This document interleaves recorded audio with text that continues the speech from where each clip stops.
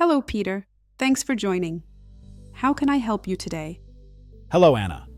I'm trying to set up alerts and temperature set points in the EMD Retail interface, but I'm not quite sure where to start. No problem. Let's do it together. First, go ahead and log in to your EMD Retail account. Great. You should now see the main dashboard. On the right-hand side, there's a menu.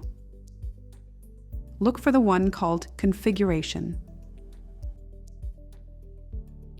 Yes, I can see the menu item labeled Configuration. Please click on it. Under Configuration, there's a drop-down called Equipment Profiles. Can you please open that? Good. Now you'll see this page where you create and add your equipment categories. To create a new category, you start by writing its name in the first field. For example, ice cubes. Then, all you need to do is fill the fields called low temperature, high temperature, and desired temperature.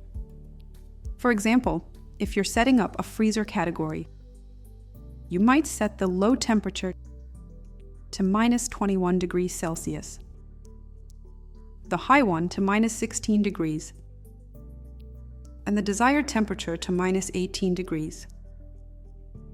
Nice. I can see the field Alert Time. Is it here I decided how long temperatures can be out of range before I get an alert? That's correct. If you, for example, choose 60 minutes, you'll get an alert after an hour. When all fields are completed, click on the Add button at the bottom to save this new category called Ice Cubes. That will create a new category to the right, as you can see here. Okay. I now see the category Ice Cubes listed under Equipment categories. Fantastic. Then that's it. Now, anytime the temperature of your freezers drifts outside those set points for a period longer than an hour, the system will alert you right away. That was pretty straightforward. Thanks so much, Anna. You're welcome, Peter. Let me know if you need any more help setting up alerts or profiles.